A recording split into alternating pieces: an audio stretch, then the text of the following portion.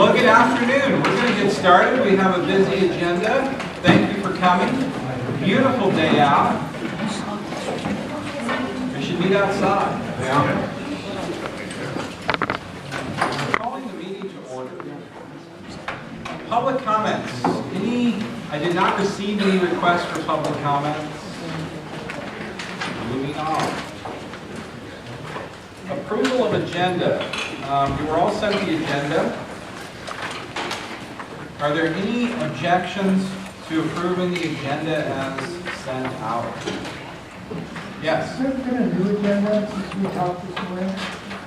Or any additions? I'm sorry. I'm thinking, yes, there is. Thank you. I was thinking minutes, even though I said agenda. Oh, I'm sorry. So I would like to amend the agenda to include climate survey as the first item under discussion items. So thank you. You may have it listed as item F, the one in front of you, but I'm requesting to move that to item A on discussion items. So any objections to the amended agenda? Without hearing any, it's approved. Minutes, now we're at minutes. Any objections to approving the minutes as sent out?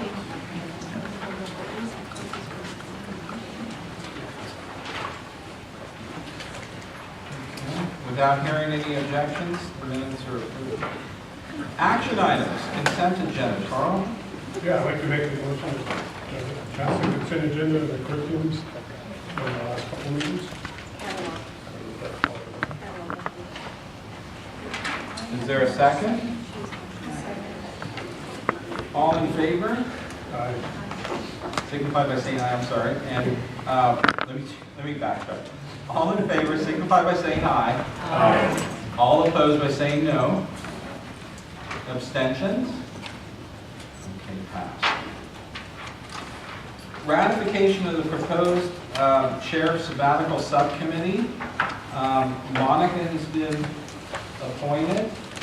And do you have anything you wanted to share, Monica? Not that I... You don't have to. Oh, yeah, no. Okay. And I did check with Monica. She understands roles and responsibilities and is excited about taking that position on. I'll entertain a motion to ratify. Motion to ratify the proposed chair of the Second.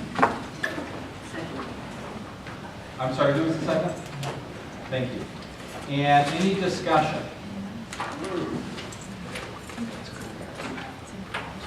Okay, all in favor of Monica chairing the sabbatical subcommittee, please signify by saying aye. Aye. Opposed by no. Abstentions. Okay, passed. Ratification of the proposed accreditation subcommittee under Senate Outcomes and Assessment Committee. Just to review, Bert couldn't be with us today, so we're proposing that we have an accreditation subcommittee underneath Outcomes and Assessment. Outcomes and Assessment would select a chair. It would need to be ratified by the all-faculty senate. And then a committee would be formed to work on to do the work of accreditation from the faculty side, working closely with administration and all other parties as the process dictates. It'd be good to do motion, second, discussion, and we can see where we're at that point. Is there a motion? I'll make that motion. No, go ahead. All second. Okay, second, okay, motion, Carl. Okay. Discussion.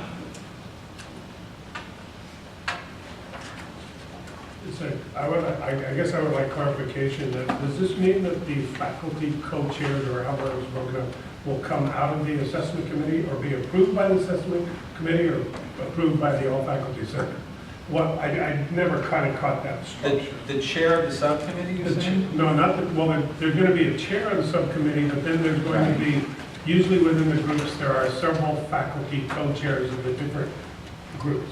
Those would, Are yes, those going and to that, come, how are the, what's that process going to be like? so the subcommittee would call for participants, and the people on the subcommittee would take those roles. As president, I may co-chair one of the areas, and I may not, be on that subcommittee, though I would report back to them. So there's a couple exceptions, but the idea is that subcommittee, the people on there would serve as co-chairs. Okay. And this means that Bert would serve as the overall faculty co-chair of the Well, entire Bert would. accreditation report? I Seems like that's usually the Senate, well, not necessarily you, but whoever the Senate, seems like that's the Senate president's role. But as I'm not they real, sign off on it. right, as I'm not intimate with accreditation, as I haven't been through it from this chair, I'm sure there's some Senate signatures which would come from me reflecting what the Senate would like to do. And then the subcommittee chair is yet to be chosen.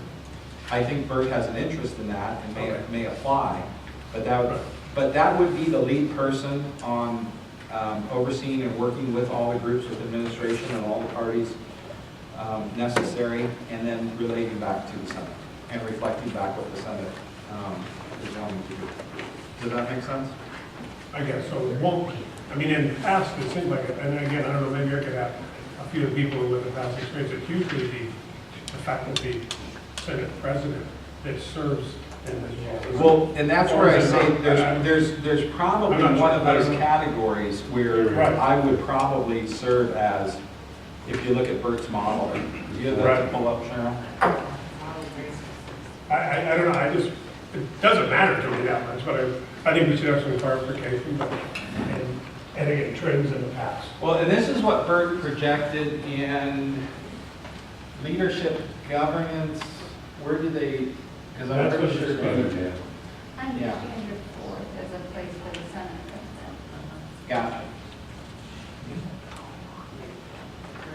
Yeah. Okay, well, And that's our best the place understanding. I was of this talking one. about is at the very top, where there's the overall, that one there, the faculty and will be the, she's the administrative co-chair. Right. Who is that, the faculty co-chair? I thought it was Yeah, traditionally the Senate president, not that I have Well, aspirations. I think we've done this, we've probably done this 3 different ways, and the 3 different ways we've had accreditation done recently.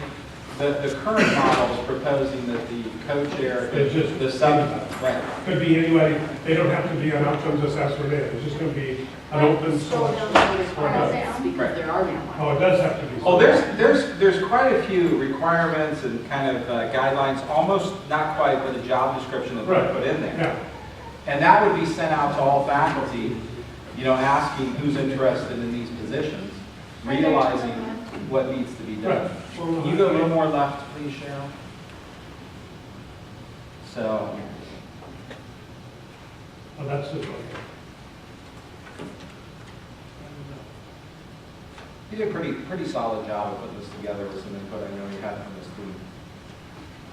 Other questions? Yes. For my clarification, the motion is to approve the accreditation subcommittee under OAC. Correct. Not who. No. We're not approving this, we're Who's just the next approving step? that position, Yeah. or that location.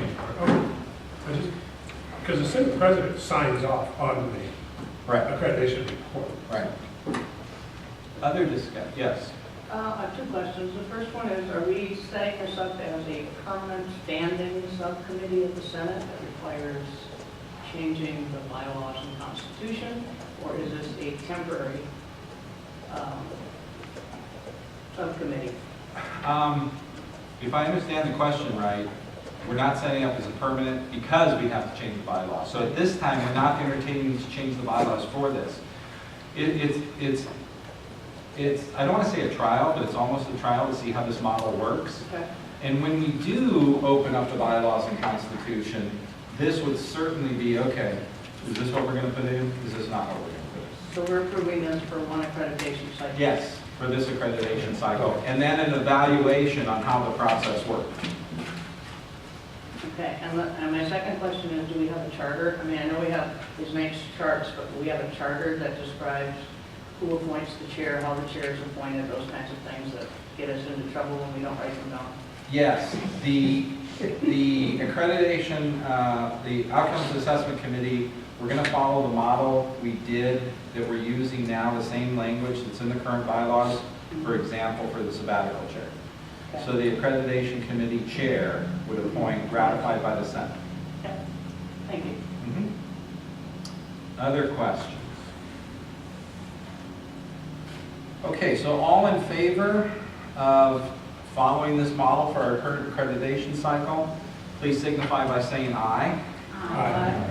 All opposed by saying no. Abstentions? Okay, motion passed. Reports. Carl? All right, yeah, the curriculum, our main activity right now is we're getting a lot of, there's still a lot of courses due for review that we're looking at and approving. I don't remember what the number is, like 150 or more or something. We also made a few modifications on a few minor things. We also had discussion on the transfer degree or the transfer model curriculum. There are some new ones out, specifically I think there's some in agriculture, biology, chemistry, and there's also some that have been out for a while that are ranging beyond the 18-month period from when they came out.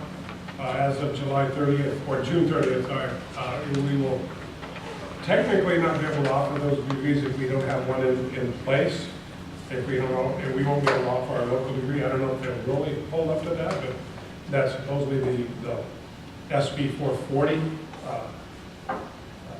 specification, I guess, basically. A lot of the courses still need to be updated in terms of the English 50 and 51 changing to English 70 and 71. That won't stop the course from being listed in the catalog, except it just won't have a prerequisite or an advisory in DataTel. So if it's an advisory, it won't really affect you or registering for the course anyway. We have a lot of courses on hold still, and a lot of them due for technical review, and that list grows by quite a bit every day.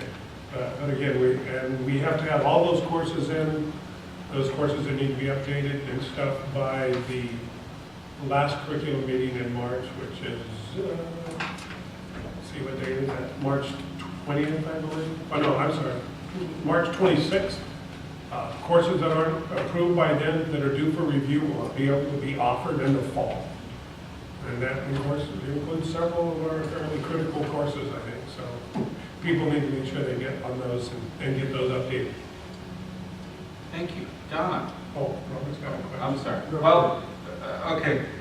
Could you send out a list of those courses that need to be? Yeah, we've sent them out, but yeah, we'll get them out again because we need to update. Joji does a very fantastic job of updating that list, every time more goes through, but we need to probably send out the updated list of the courses that are still due for periodic review. I do have a list here, but I'm not going to read them all. Donna? I got two.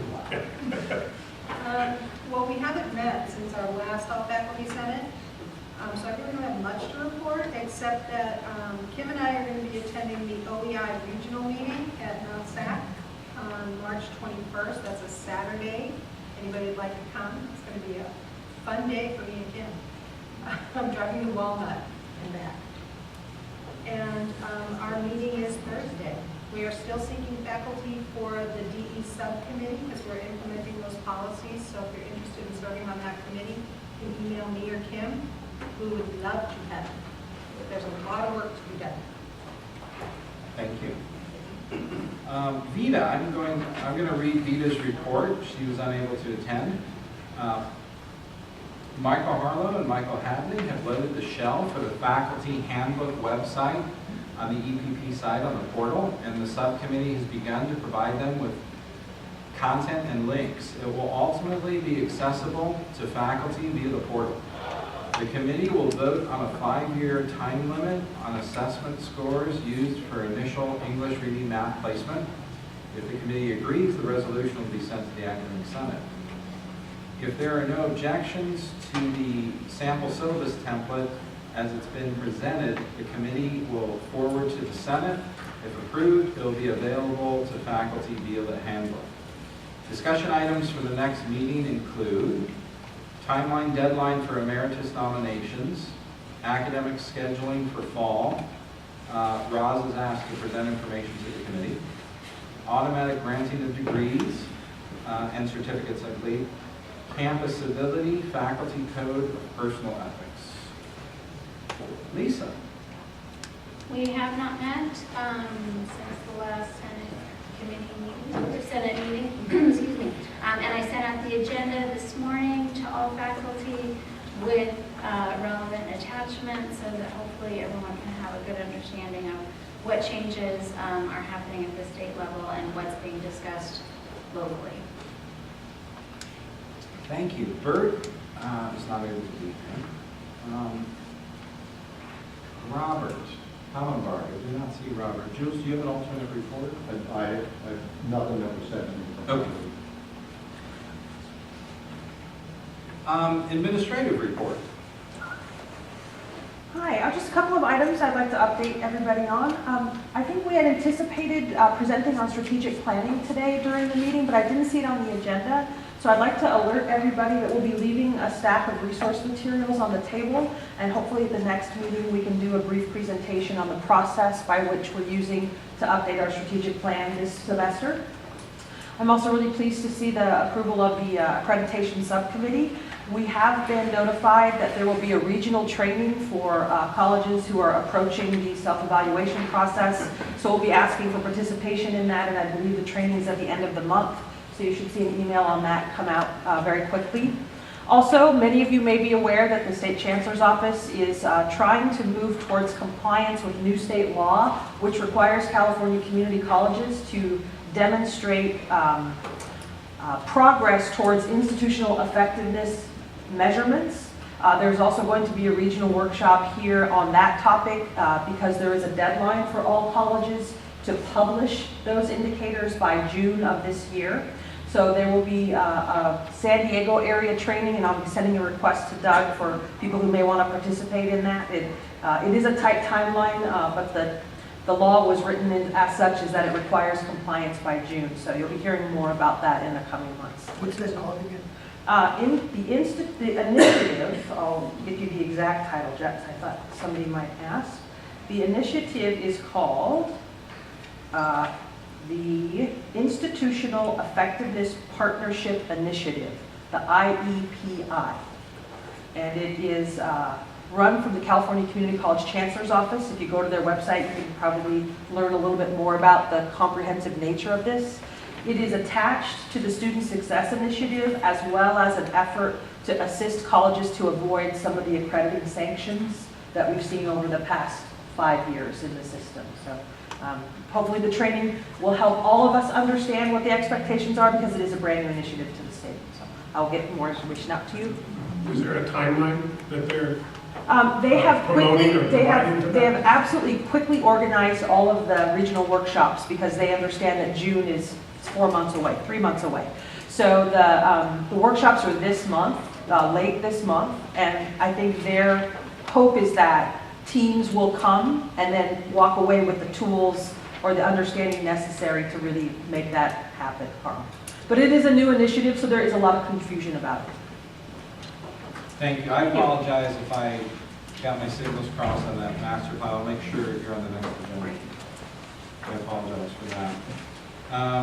Tim. Hello, everyone. It gives me great pleasure to be back and continue working as a student representative for the Academic Senate. I do apologize for missing 2 crucial meetings, and I also like to thank everyone treating Antoinette Cooper, our Ascot Senator, very nicely. She misses you guys already.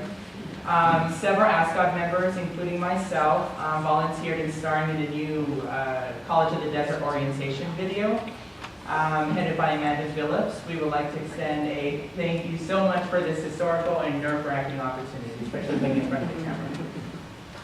On February 23rd, 2015, the Ascot Student Senate creating an Ascot Elections Committee to begin the process of hosting the annual Ascot elections for the next academic year. The Ascot Student Senate also created an Ascot Talent Show Committee to research the possibility of hosting the 3rd annual talent show at College of the Desert for the students.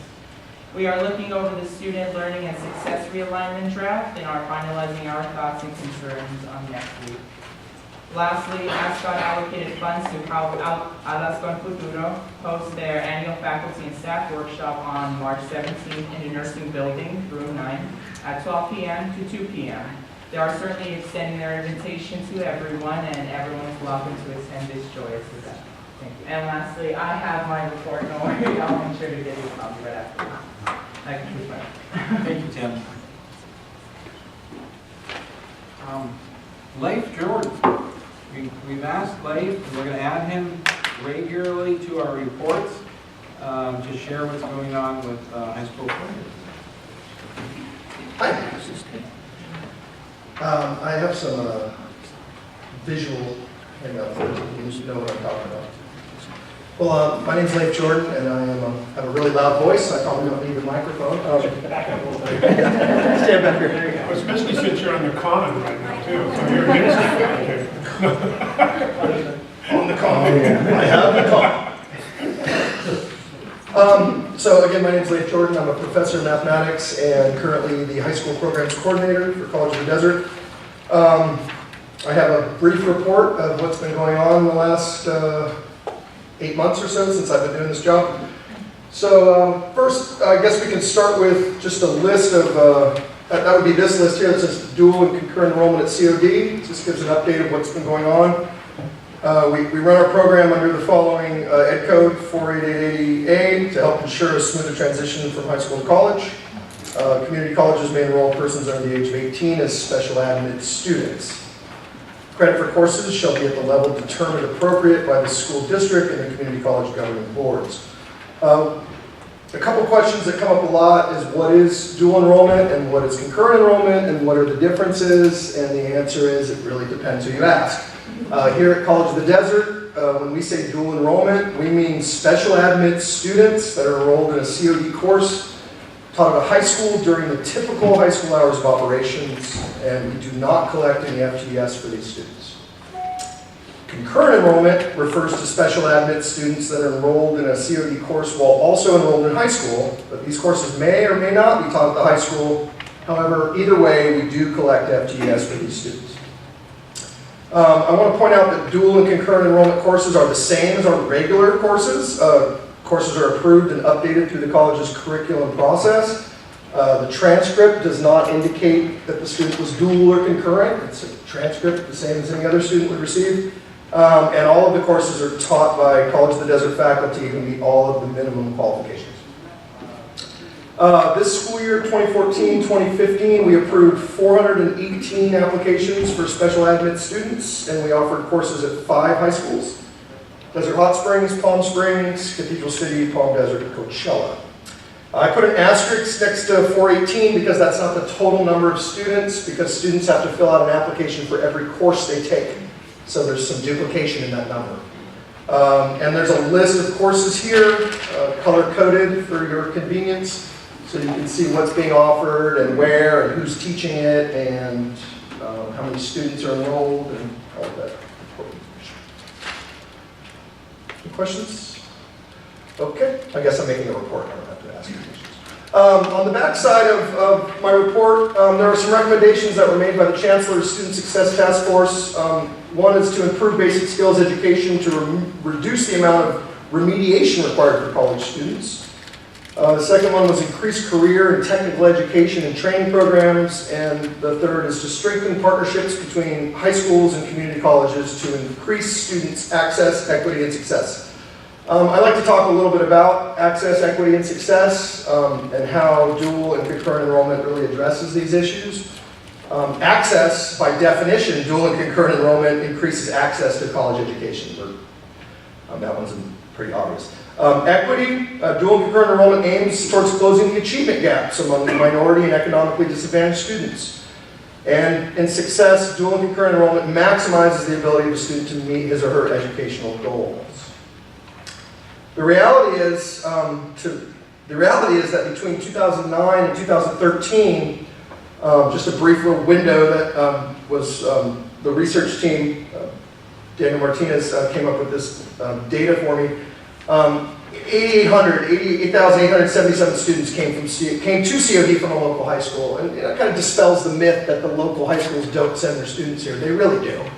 And of those 8,000, almost 9,000 students, 658 of them placed in the college level math. So that's 7%.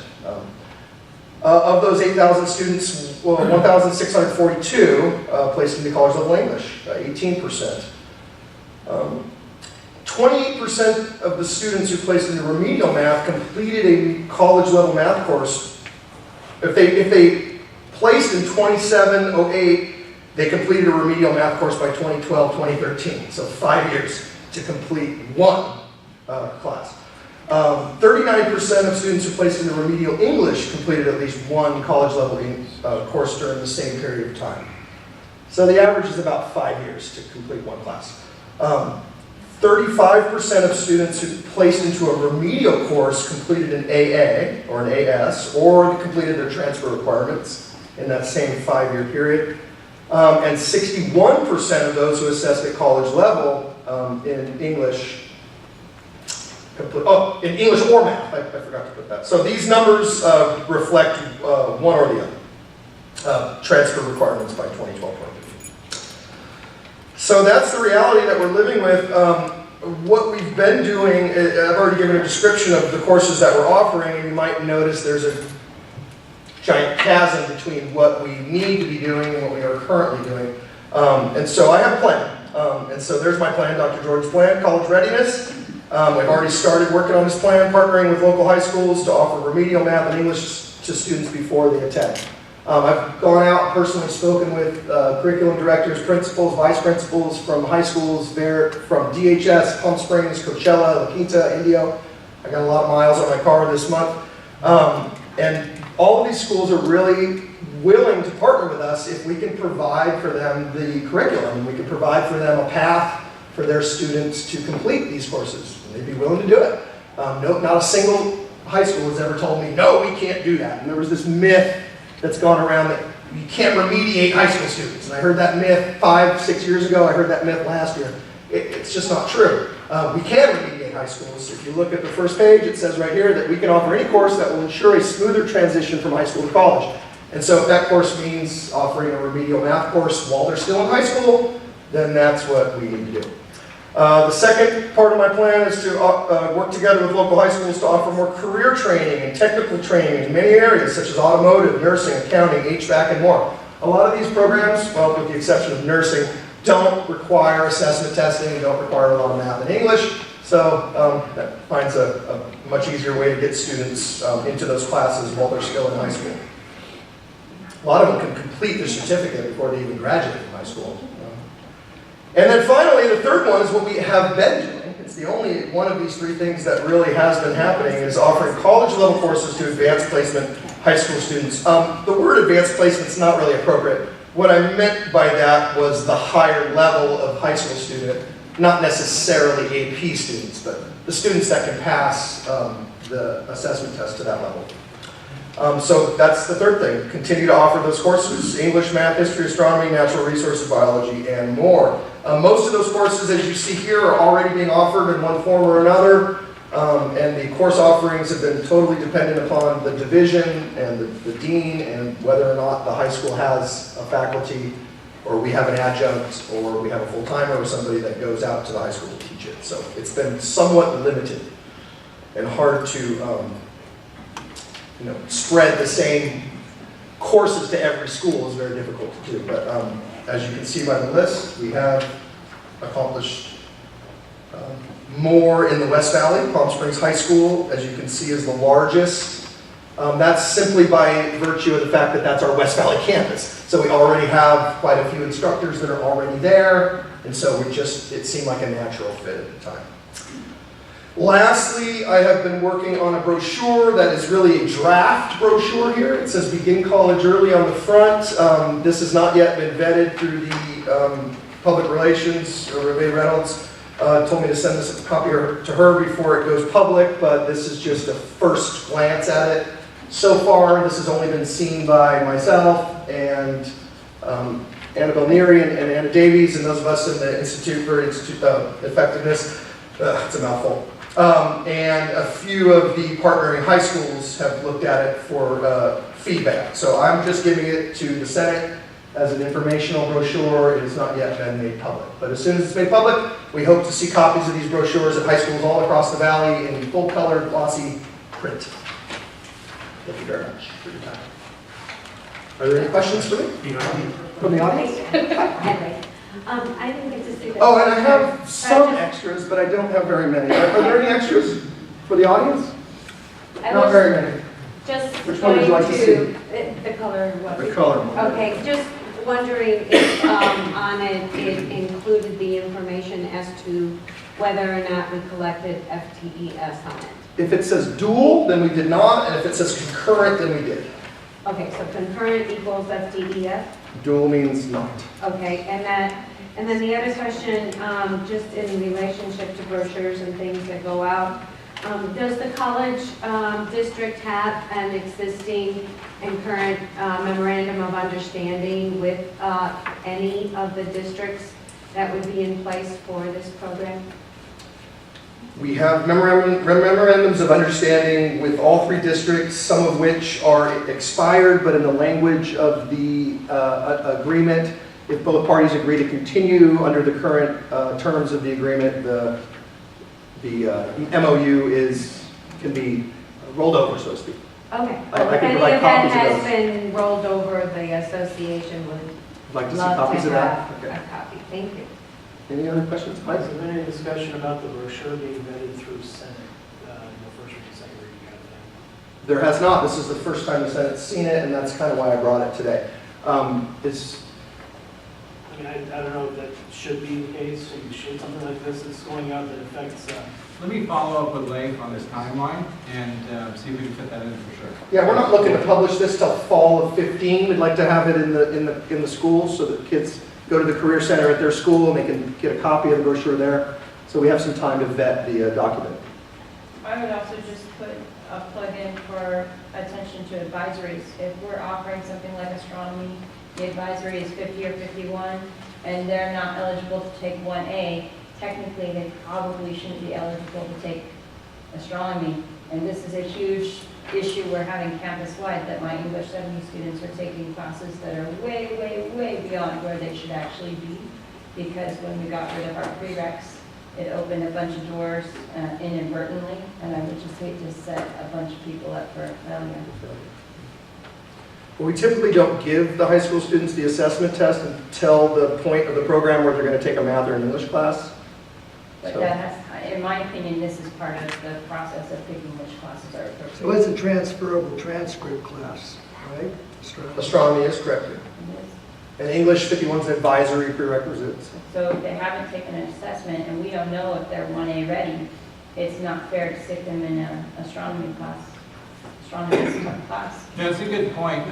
Leif approached me 2 or 3 weeks ago wanting to start up a dual enrollment, concurrent enrollment task force from the Senate. And Zarella and I had begun one before Leif had come into this position. So we are going to bring that task force back into play. And these questions and more should be covered at that point. We would really like representation, from each of the, the more the merrier, but certainly from those disciplines where dual enrollment, concurrent enrollment is going on. So I will send out information about that task force so we can deal with these questions and more. Yes, ma'am. I would say that in terms of advisories, we can't enforce an advisory as a prerequisite on concurrent enrollment students any more than we could on COD students. However, we do have application standards for the concurrent enrollment students, so there's sort of a different set of standards for letting them into the college courses in general, which include minimum GPAs, and then if not, Recommendation of the principal. recommendations.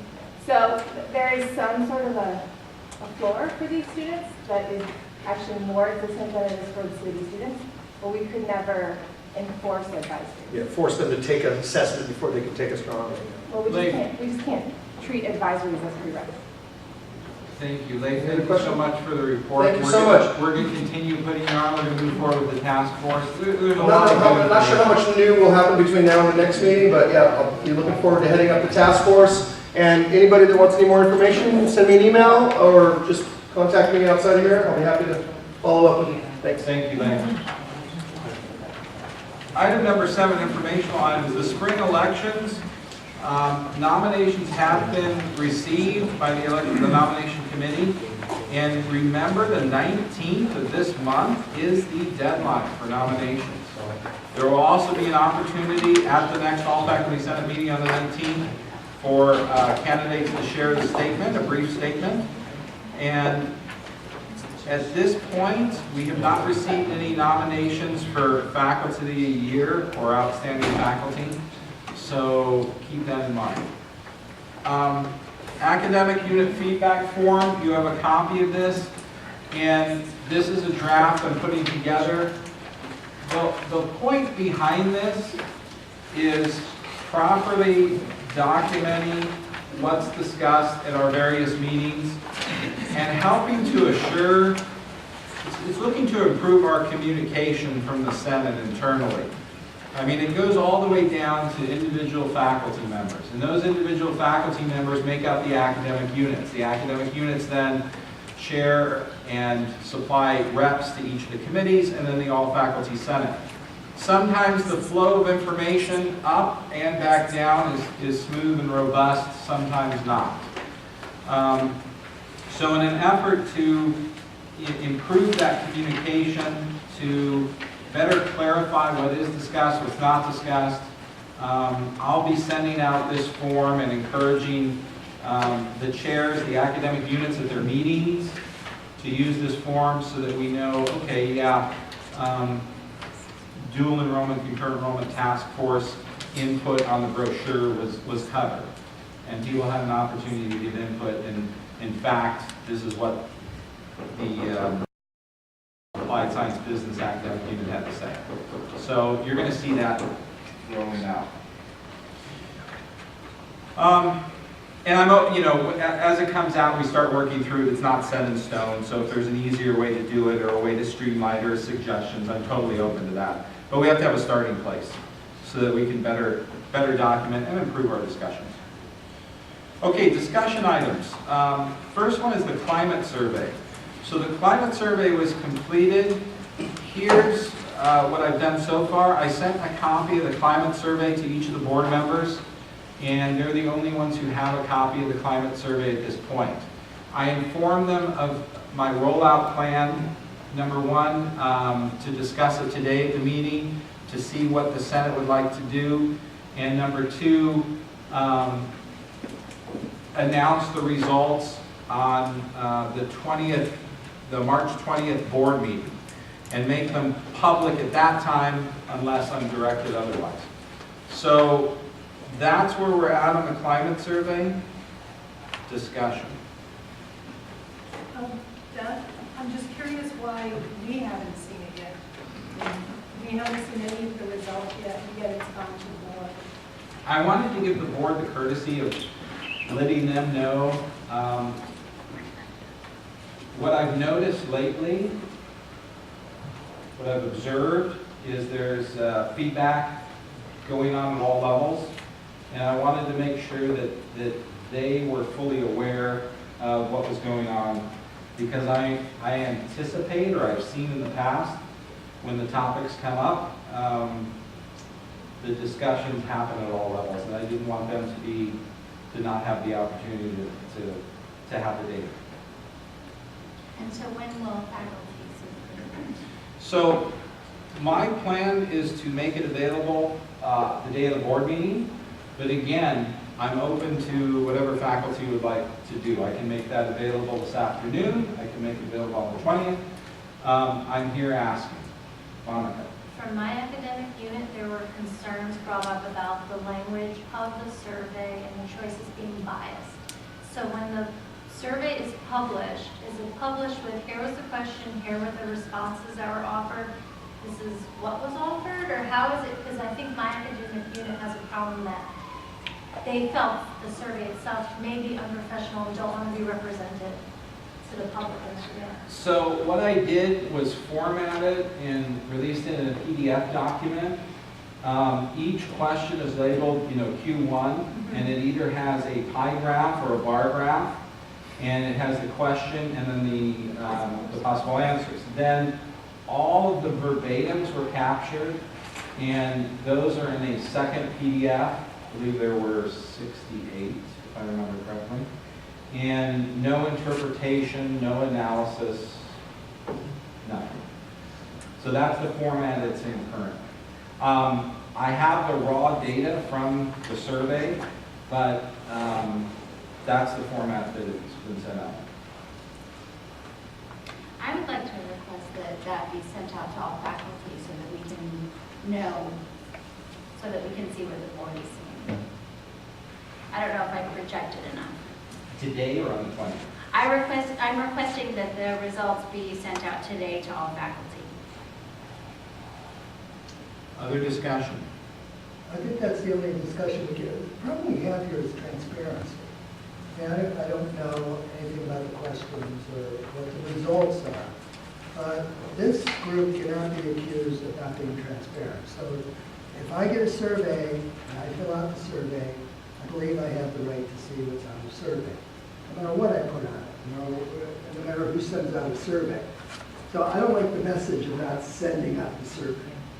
Well, now, I can understand, excuse me, as I mentioned to you earlier, I can understand you might have certain reasons why you want to send out what you did, but from my constituency, someone was led to believe that last Friday, we would simply see the results of the survey. We took a survey when we were the results. So not having that gives an impression that we're not being transparent. And that's probably the biggest issue that I've seen when people have contacted me is they ask me if I've seen the survey. In other words, it starts a bunch of scuttlebutt. I don't think any of us need. Let's be honest and fair. It was sent out. People answered it. Whatever it is, let's deal with it. But we should be able to answer our constituents.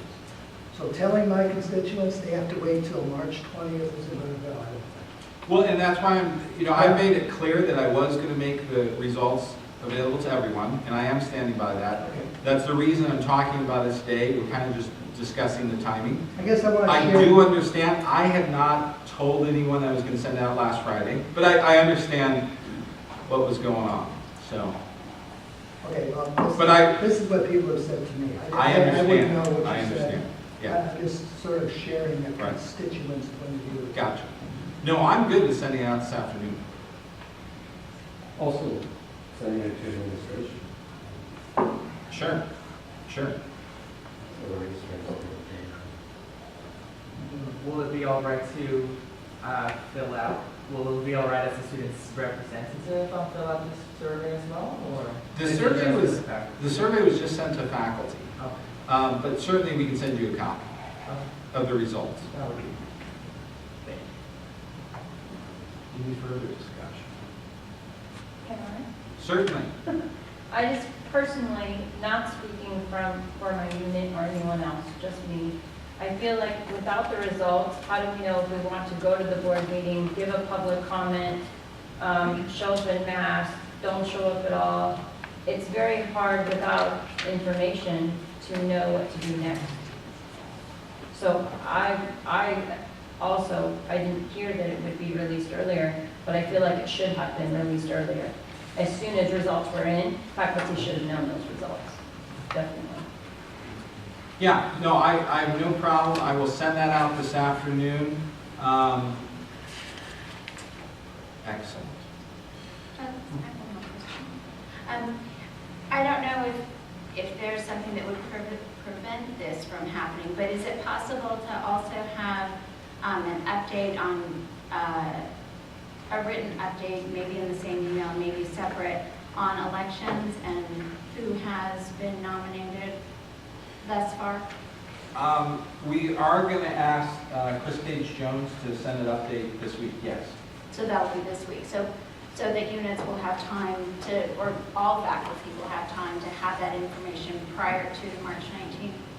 Yes, but keep in mind, they may not have all the information. depending on when something comes in I and when the next update. But no, we're going to talk to Chris Cage Jones. I did not, but my office met with her yesterday, and we're going to request an update for this week. That would be great. Resolution 3.55, Donna, first reading.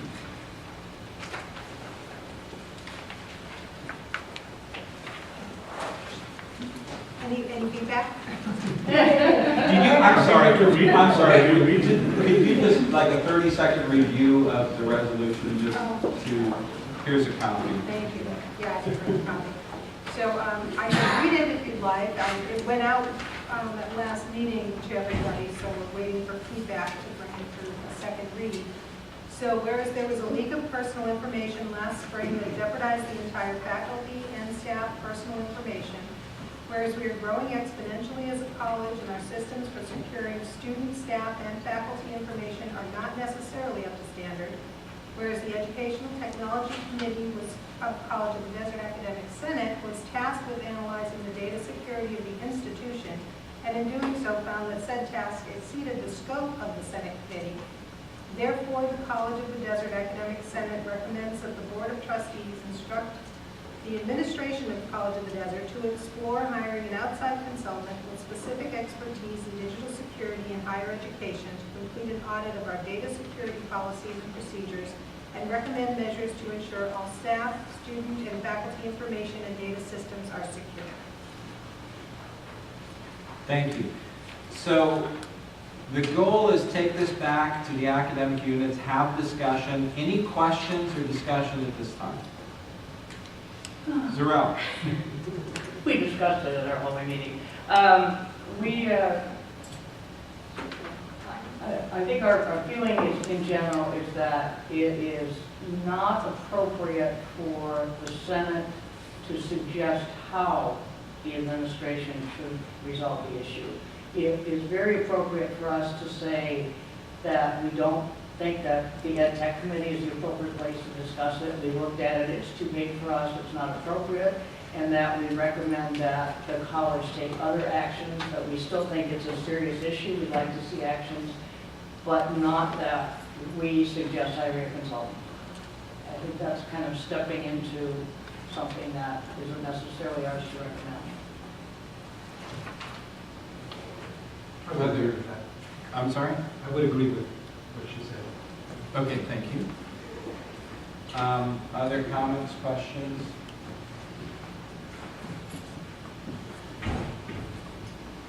Didn't know if Jack was raising his hand. Okay. Wondering why I can't see. Okay, please, if you have not, take that back. We're going to bring it for a second reading next meeting and then see where we're going and if we can take a vote. So please bring that back to your committee and have your discussion. Second item, which is actually C, Resolution 1.127, Faculty Professional Development, first reading. You have a copy in front of you, and the gist of this is to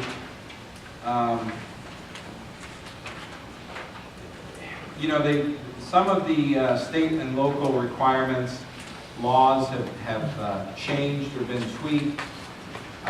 So the challenge is, what do we do with the, well, let me just read it. Otherwise, I'll go all over the place, sorry. Whereas AB 1725 institutionalized the faculty role in 10+1 management and governance matters, whereas shared governance involving students, faculty, and staff is central to the ability for COD to achieve its mission, whereas shared governance requires both appropriate consultation before important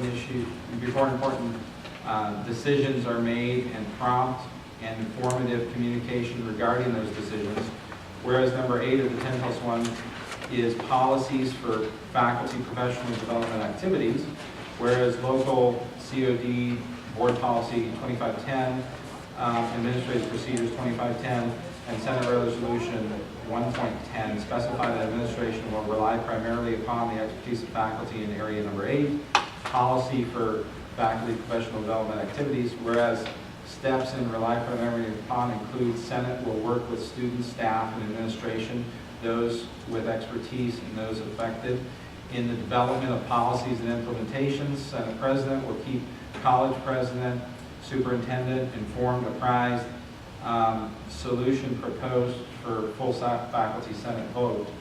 Whereas establishing professional development committee as participatory governance committee with college planning council is in direct opposition to AB 1725, APAB 7510, and Senate Resolution 1.10. Whereas flex days for the 2015-16 have already been modified without a vote of the Academic Senate, which leads to serious questions on how participatory the new committee would be. Therefore, the Academic Senate rejects establishment of the proposed Professional Development Committee as a participatory governance committee of the College Planning Council, retains Academic Senate responsibilities for the college's flexible calendar, retains Academic Senate oversight of all faculty development budget, recommends establishment of a professional development, I believe, committee to assist the Academic Senate Faculty Development Committee to assure state reporting requirements are met, and recommends consideration of a professional development advisory subcommittee under Human Resources that meets the requirements of AB 2558 and proposes professional development opportunities for the Academic Faculty Development Committee. Discussion, questions? Yes. I will also send something out in writing so that it's easier to share. But some of the comments that or thoughts that I have about this based on what I've learned in my time as faculty development chair, is that I'm not sure that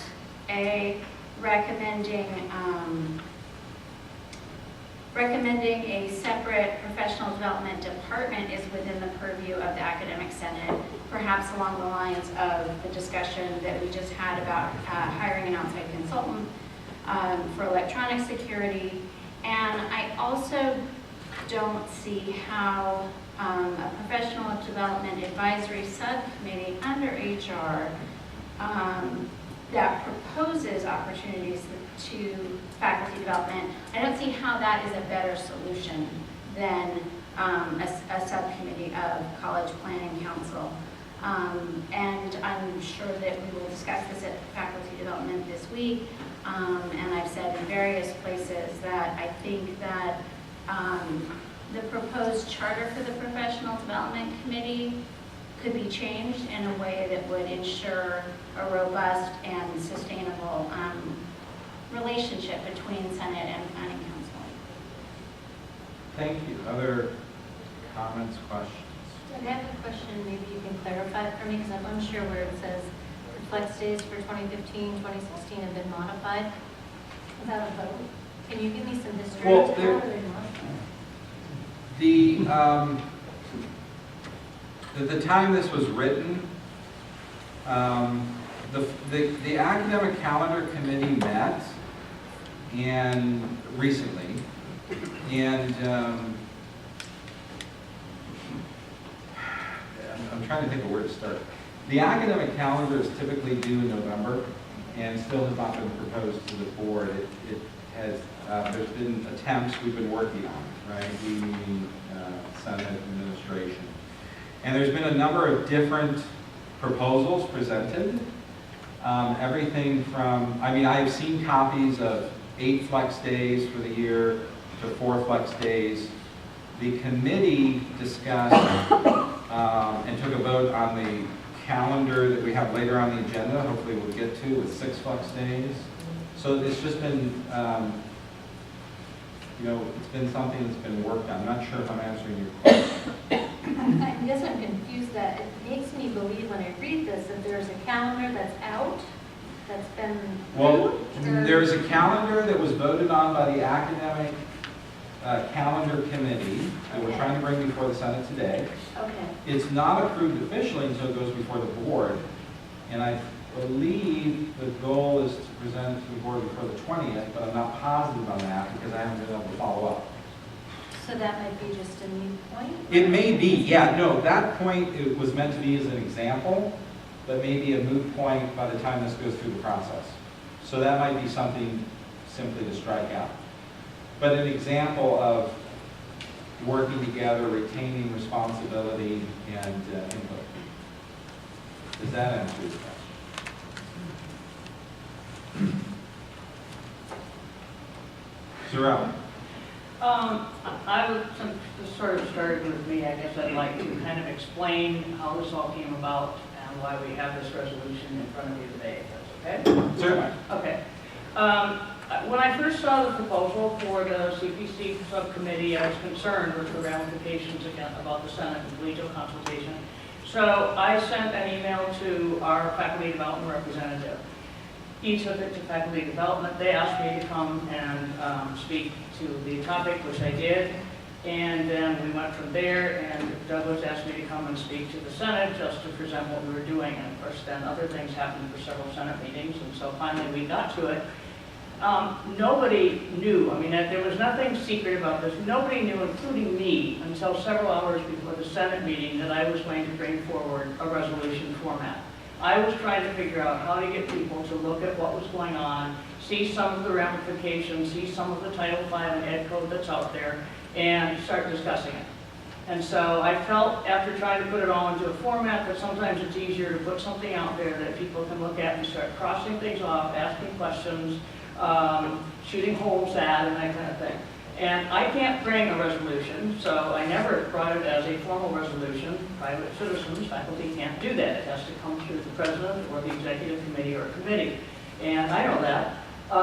So Douglas picked it up and brought it and put it on the agenda specifically for us to start having these kinds of conversations. So I would really like to see a lot of X's and crosses and things like that come back from your people. If you don't understand it, then that's the time to ask the question. So there was never any intent that we're trying to shove something through. It was an intent to get it out for a first reading and talk about it and have some input coming back about how you feel and what you understand and what you don't understand about the differences. Part of the reason I pushed it as fast as I did is because CPC is going to keep meeting, and if we don't respond at all in 6 months, they have no reason to believe that we don't agree. So that was why I kind of got the impatience to it. We'll have this on the next agenda. We're running very tight on time, and we've got a couple important guests that, you know, have some very important information to share with us. Sure. Lisa, did you say already that you're going to get out? Could we see maybe an example of what Faculty Development Committee proposes as a discussion point to take to our constituents? I would like to see some kind of proposals, you know, whatever that looks like. The committee will meet this Thursday. I would like if they can just give us something to talk about, to say, maybe use some ideas, and then we can bring back more. Right, and take the two resolutions you have, talk on those, build on those. Excellent. So at this time, I'd like to turn it over to Dr. Kinnaman, item C, the College of the Desert University Center.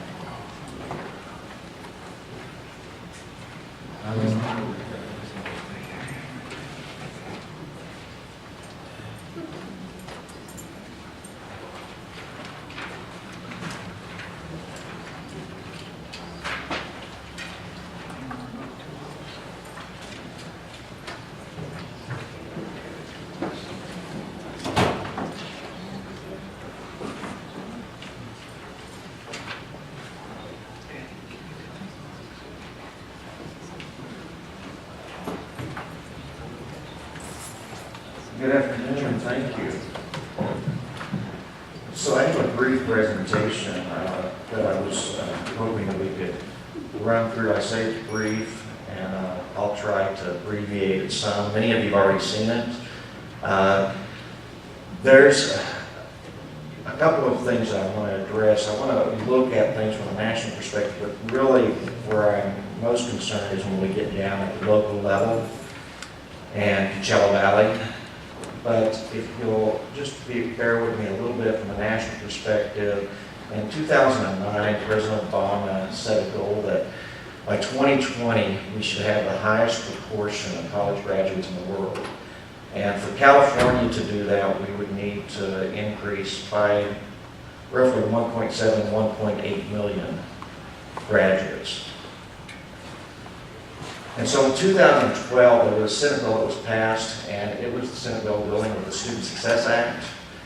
And then Senate Bill 1456, there was a task force that was formed by the Chancellor's office, and with that task force, the outgrowth of that was what was called the Student Success Scorecard. And many of you are familiar with that scorecard. It deals with accountability measures for community colleges that includes transfer rate metrics. In 2009, the Coachella Valley Economic Partnership, CVEP, partnered with College Access Foundation of California to create a Pathways to Success program. And since then, they've put nearly $12 million plus into Coachella Valley for that collaboration. And then the K-12s and College of the Desert also got together and they worked on a plan that is called the Regional College and Career Readiness Plan, and that was developed in 2012. So those pathway programs working with College of the Desert have students in the pipeline that come through from our K-12s, through College of the Desert, and some through to transfer.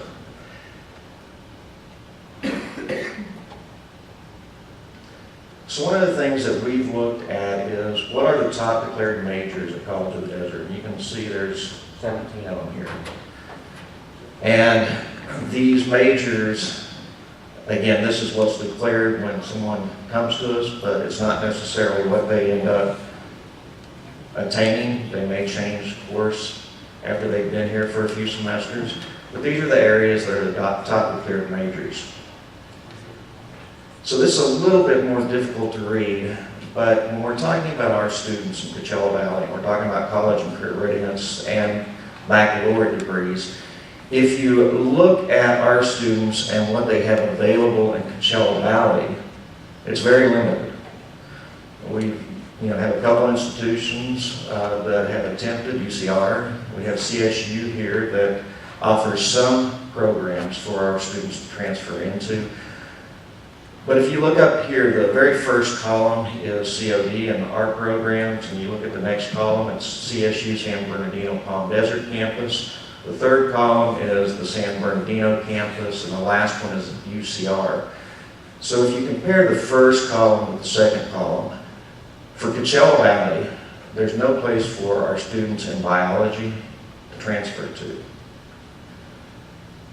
Students in our Administration of Justice program, there's a criminal justice program at the Palm Desert campus, but it's impacted, so our students can't enter there either. Our registered nurses, they can't transfer locally because that program is impacted. The ECE program, again, no program in Coachella Valley. Computer science, music. When we look at digital design and production, there's an art graphic design program at the Palm Desert campus. Sociology, mathematics, no local programs. So we've got some significant gaps for our student demographics and for those majors that we've identified as the priority majors when students first come to us and declare their interest. So part of the student success agenda is how do we create transfer initiatives and create programs and pathways so that our students can meet their goals, but ideally do it here in Coachella Valley. We know some students, they can commute. We know some students, they leave and go to other institutions. We know some students, because of our demographics, they can't leave their family. And so they may complete here and they may not go ahead and transfer ever because they've got other types of commitments here. So one of the things that we've been reviewing is 2+2 options with public and private colleges so that we can expand those transfer rates in Coachella Valley at a local level. very similar to what really had originated here on this campus with CSU San Bernardino at one time. So how can we fill those gaps for our students? How can we do it in a way that's is cost effective for our students? And so one thing that I'd like to propose is that we can have a COD University Center. Establish college and university partnerships. These partnerships would be identifying colleges and universities that really have high quality, specialized programs that would not compete with one another, that would be available to our students on this campus, maybe on the West Valley campus if it's in a program area that's related to what we'll be offering there, maybe in East Valley. Again, if it's a program area related to what we'll be teaching at those sites.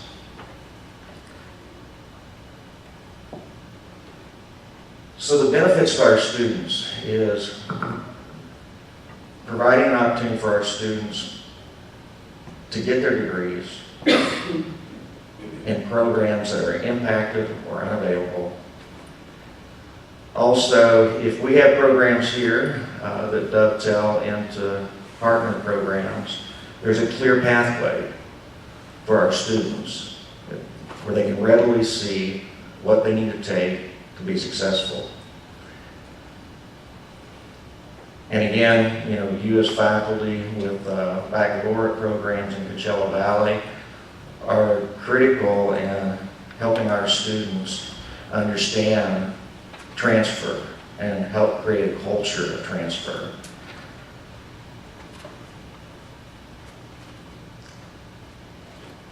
So, for the benefits of the community, how do we increase educational opportunities while not duplicating what other institutions are doing, not being frivolous with resources, and capitalize on our facilities and our human and technology resources? Again, I think the fourth bullet for many of our students, fostering educational attainment while honoring that our students have certain family and social and support networks here that are critical for them to be successful. Too far there. So if we're looking at potential partners, why would they be interested? Well, if they could use our facilities at a reduced or no cost in exchange for reduced tuition, they would also, from their perspective, have access to highly qualified faculty here at COD to teach upper division courses. They have an opportunity for shared marketing with COD and access to regular and ongoing students. And again, the strong pathways.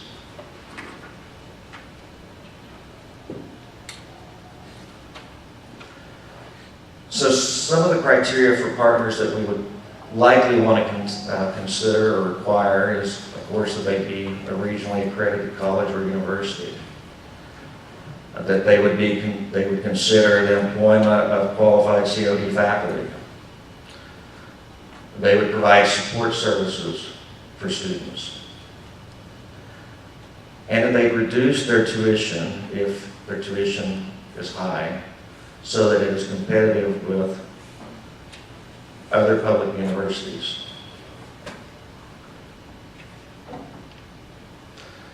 So what we're looking at is how do we go forward and provide educational opportunities that currently are unavailable for our students.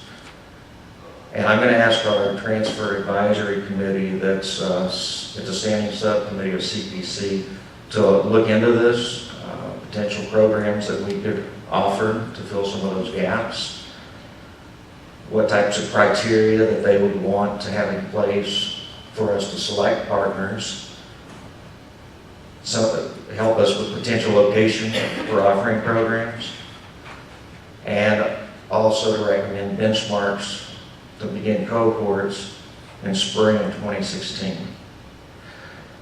Now, I've discussed this in several places. You can see with Senate, the Academic Senate Executive Committee in January, College Planning Council in February, a meeting this past Friday with department chairs and some administrators, and then again today. And I wanted to roll this out and come and visit with you about it and get at least you thinking about the concept, the pros and cons around the programming of it. I will say that there are probably some opportunities that are beyond the programs our students currently are enrolling in as we look at our growth as an institution. And I don't want to put that slide up there yet because it doesn't feel as good. And it's and also I know that the students have been engaged in this dialogue as well. And so in a nutshell, how do we provide educational opportunities for students in Coachella Valley, residents in Coachella Valley? One of the things that we want to do is continue to be a good steward and good partners with those that we currently have 2+2 programs with and are in collaboration with. And so we will continue to do that, but also to explore how to provide additional opportunities. So, and I can take questions, or do you want me to just present a report? We are short on time. All right. Thank you very much for presenting the report, and I will work with you and talk about how some ways we can continue the discussion. Okay, great. Thank you so much for coming by and presenting this. And then can I be Dr. Neary for a few minutes? Yes. Dr. Neary is, she's here, but she's trying to fend off the flu, so I'm glad I'm not either of the two individuals sitting next to her right now. We'll see how that works out for you. Let's talk a little bit about realignment. So, again, realignment, the first discussion of the year, I should say. I think we started discussing this about 1.5 years ago, and the timing the way it was, and with the lack of people filling the deck chairs, we pushed back the conversation to this spring. And we discussed it on January 24th with the Senate exec on February, and provided a couple of drafts and received some feedback at that time. Presented it at CPC on February the 6th, College Planning Council on February the 20th, Deans, Directors, Department Chairs February 27th, and then again today. You've received a few emails from me. The realignment is really, the thinking behind the draft is, how can we strengthen the role of department chairs and have the roles of department chairs very well defined, which, again, I'll acknowledge, this exercise also would be a mandatory subject of negotiation as we look at what department chairs' roles and responsibilities would be. And how can we decentralize decision-making in a way that also, I hope, would increase communication. In addition, there's been a lot of conversation around opportunities in the organization for people that have been here, that are dedicated to the institution, to move into other positions. And as we have discussion about the department chairs, providing an opportunity for succession planning, career pathways, some people know that it was grow your own, and that type of process. Also, another major concern is the relative balance in the dean's roles. I mean, as you look at the existing structure, there are some imbalances. Also, a review of synergistic programs. What curriculum goes well together? Where can we be most innovative with other colleagues? As we're doing our strategic plan, we're also going to need to spend some time incorporating our educational sites. I'm going to spend just a second here because, we're having a lot of robust meetings right now. And as an example, West Valley Campus. When I get into the draft, there's some programs that are lumped together. And many of those programs have an opportunity to be part of the West Valley Campus with some very, very positive collaborations. We have people, chairman of the Film Institute that wants to collaborate with us. We have individuals that own Camelot Theater that want to collaborate with us. And so there's some natural partnerships with programs that those entities have. And the Camelot, the Circles also have the radio stations, several radio stations in the area. So there's some natural programs that just because of site or facilities that may lend our structure to be realigned in a way that those collaborations can be more effective.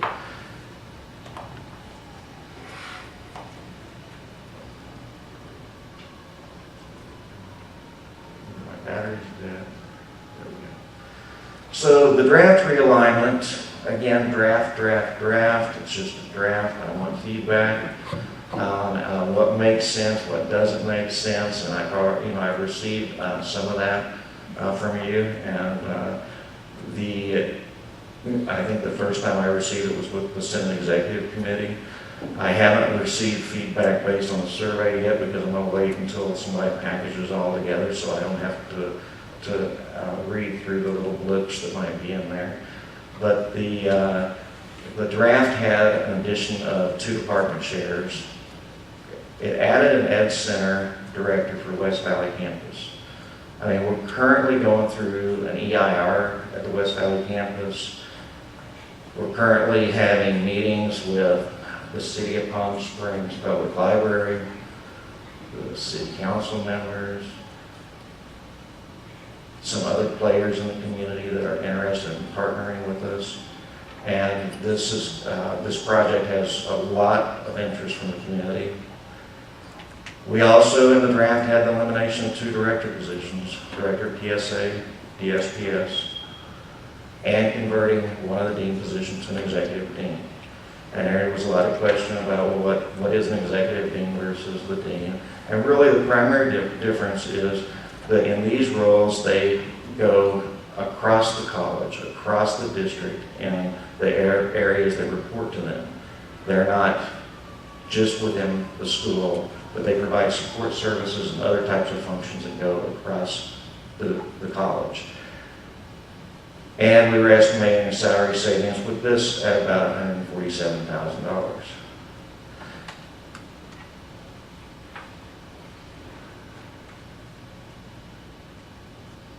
Okay, so you can't read any of that. Most of you have probably seen it if you've looked at the link that has accompanied some of the emails that have been out there. But there's a clumping down here of programs right here. It's communication, speech, journalism, radio, TV, photography, mass communication. And again, when I was talking about West Valley Campus, we have partners that are very interested in working with us in those types of programs.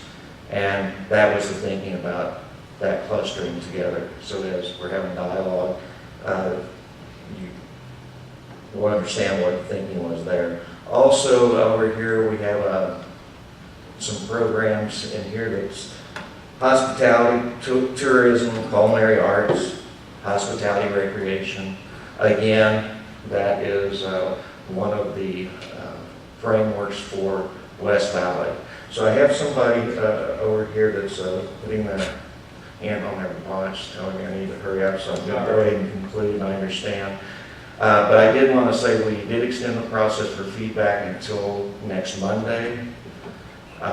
Please provide feedback because I'm going to want to know what you see that I may not see on a day-to-day basis as we move forward with this realignment. So thank you. Thank you.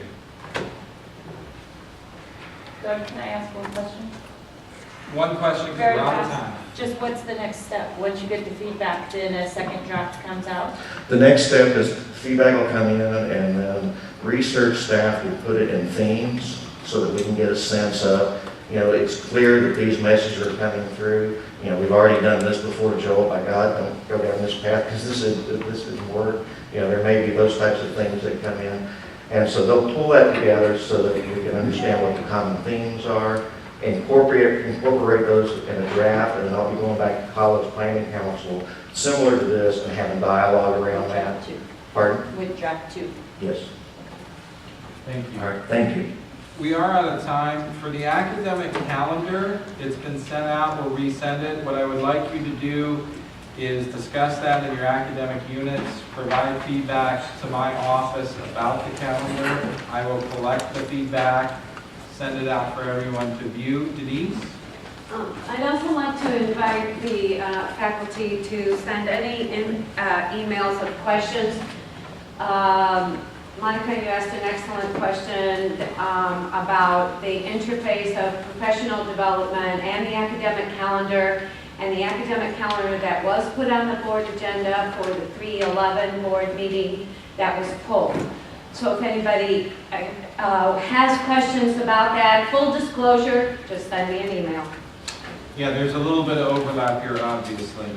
Can I just ask quickly, so the change reflects is simply we're adding a day in the middle of the... The current calendar has the 2 days before the semester, as we've been doing, and then adding a day during the semester, and it was discussed and kind of landing on Friday right now. I've had some groups, science, I'm not sure, in nursing, saying that there were some negative impacts about that versus lab classes. That's the input I really want you to send me, and I'll make that available to everybody. Sorrel, did you have something? Could we please ask institutional research or Raj to give us a list of every class that's currently occurring on Friday in both spring and fall? Yes. List of all classes on Friday. Okay, very good. Would you include me on that, please, Beth? Thank you. Anything for the good of the order? I have something I want to say. Somebody put a framed portrait outside our office. It looks like it's from the gym. And I'd like to say I thought that was really well done and thought out. So whoever thought of that, bravo. I'm glad they took the time to save something from that gym. A lot of us worried about the clock. I never even thought of that road runner. So I just would like to say bravo to That was whoever very cool. thought of that and did Yeah, that. I know. So it's really appreciated. Thank you. I don't know who that Bravo to whoever did that. What's the call, please? is. Okay, unless there's any objections, we're adjourned. We're adjourned.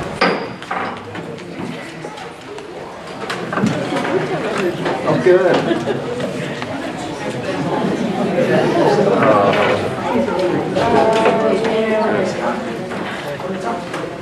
It's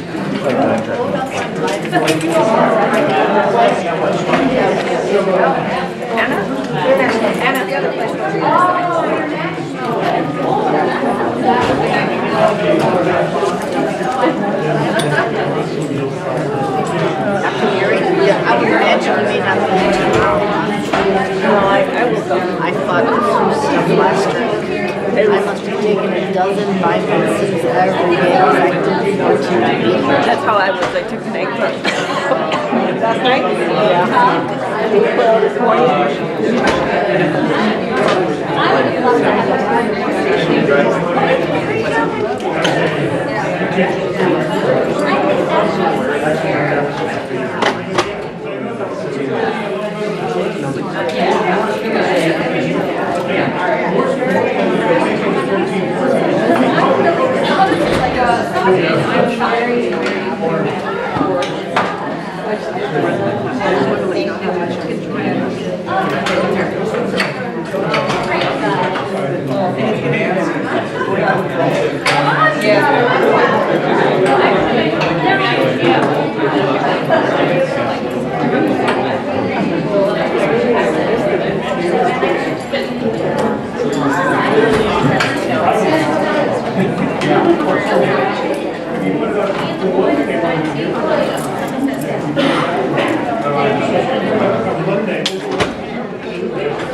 Because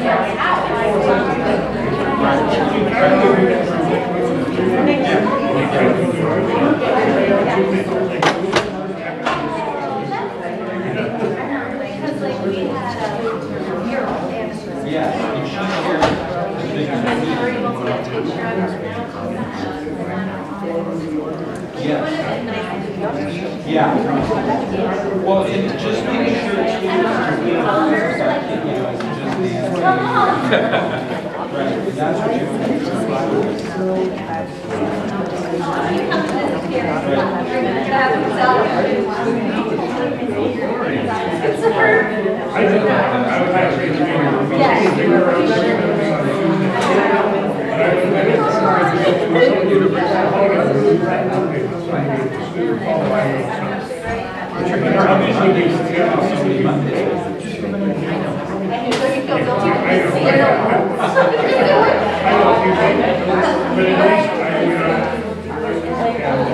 There's no perfect day to do that.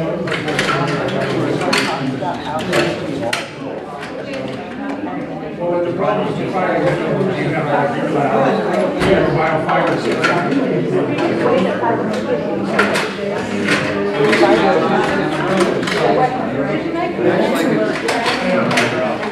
It acts like it's no, I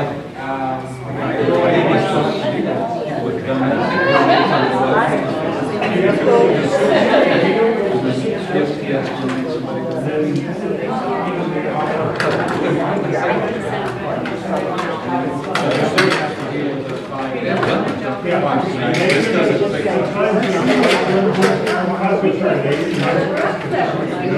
to do that. That's the one where I think there's an hour and 35 minutes. That was what it's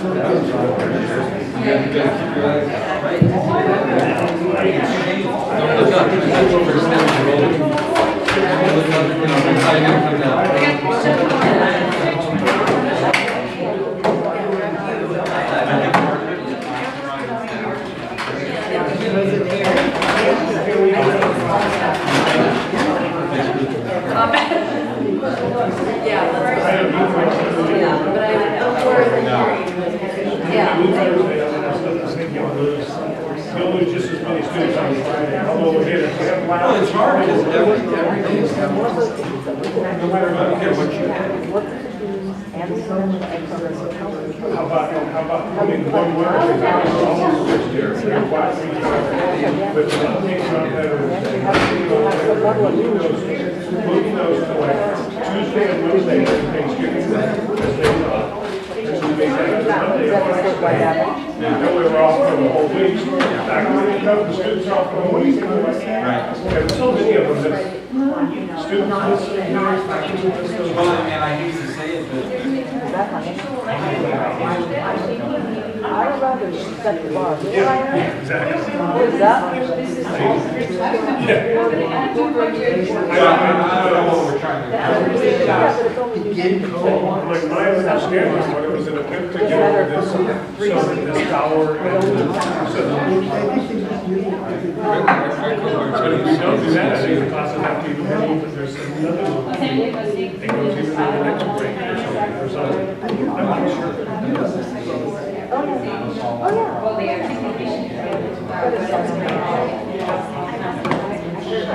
because they're operating our classes, and apparently now we're going to go to theirs.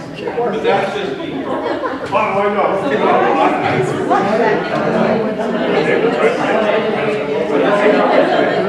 Because it gets a contract that everyone.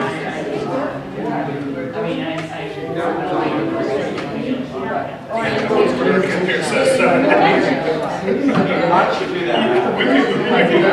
I was gonna correct Blaine, that was math. I was gonna, I just feel like, so, I wanted to correct Blaine, you can say for that 5 years. Right, there's like I remember a math class. 6 years. Yeah.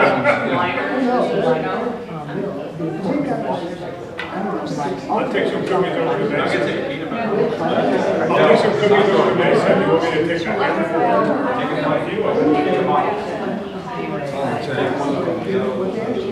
Great tree. And it's easier to So say. that will be. Touch all of them. You can actually touch all the cookies. That should be. Well, but it's just,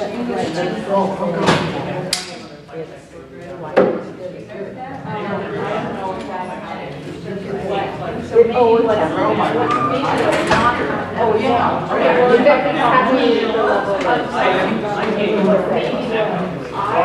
I just love to send me your calculations.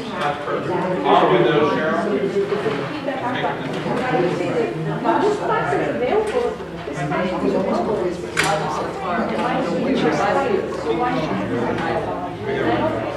That's why I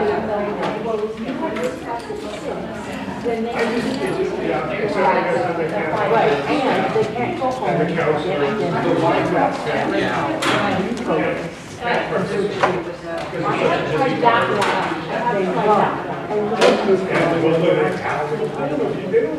I think they can. Yeah, no, I do, but what am I talking with you? As long as they work those, if you work those, that's what I mean, I've been in non-teaching faculty over here, and I was told when I started, as long as I come in and I'm working on that, you know, as part of the basic, doing basic things, participation. I got the food. Because another one took it.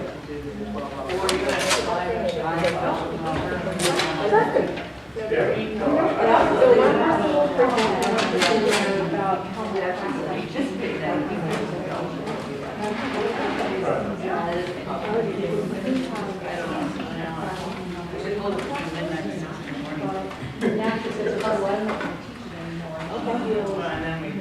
I like my Thanksgiving week proposal. We take off Tuesday and Thursday for the holidays, Monday can be a flex day. So you can come in and flex if you want. Won't be anybody here, but you can come to flex, you know. But you maybe can have some really good activities for that day. You wouldn't feel all this pressure about having classes the next day, or, you know, everything. Advertise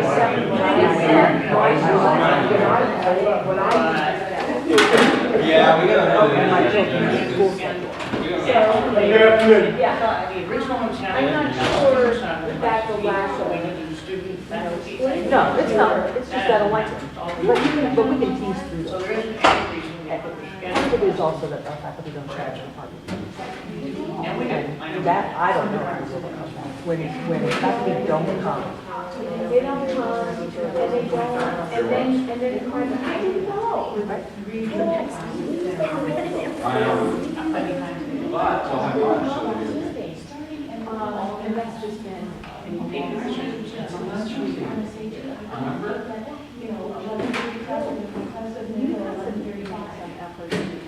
Right, they don't see that they have. Thank you very much. Okay, so there is scenario. Quite after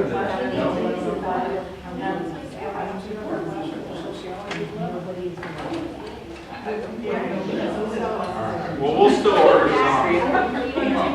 I got these. Yeah. Yeah, I understand. Let's go. Goodbye, ladies. Zarel, I'll call you. Thanks. You got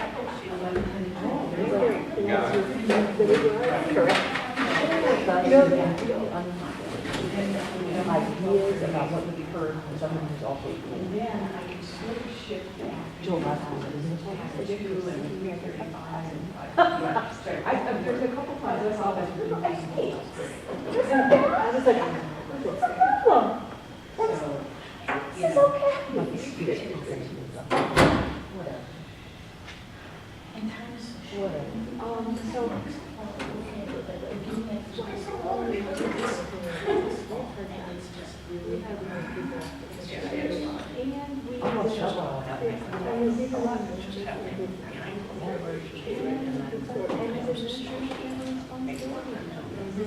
But Yeah. also acknowledge that they. Okay. Hello. He said that that is, it hasn't been there for 5 years. You also have to acknowledge that. Because if that's all I've ever known. Yeah, I mean, I get that. I totally get that piece of it. But the senator's just, it's just so out of touch with what's what the statewide Senate expects of a local Senate. And how can they criticize us for not being transparent, making decisions without discussion, and then send the results to the Board of Trustees without discussion, without it being discussed? But nobody stepped up and said anything about it. Well, Donna did. No, I mean, that's child's play. That's their I mean, version. Nobody said, what happened to you coming and asking us if we wanted to do it in the first place? Well, Jack Taffeshay said a little bit about that. All of which won't get in the minutes and get any difference. I mean, it just doesn't make, they don't want to hold each other accountable. They're afraid of each other. No, they won't hold each other accountable. And that's what they want to accuse us of, but that's what's going on there. Right. Well, they're going to be in for a rude awakening because this realignment, I mean, it's going to happen. And I know they think if they just keep stalling. Does that mean draft two? It's still a draft? It's a draft, right? I'm sorry, I just have to laugh so much. You weren't here when student services got realigned like this. Effective tomorrow, this is your structure. Happened 2 years ago. It was like, have fun, goodbye. And it's better. And they were like, oh, okay. And we just kept on working. Exactly. Because all this up here, screaming and yelling and freaking out. Doesn't really matter to you down here. No, we're like, okay, keep working. They're going to try to, I know they're going to try to keep stalling, but. Remember that? Effective tomorrow, this is your new structure. Okay. Wow, that was weird. Keep going. That was all we did. And it involved making Sorrel our boss. It was big. It was a really big shock. Yeah, how'd that work for you? Obviously, very well. It worked out really well for me. Very good experienced people here who aren't getting promotions. They're such long-term quality. Because you're actually just saying, hi, this is your job.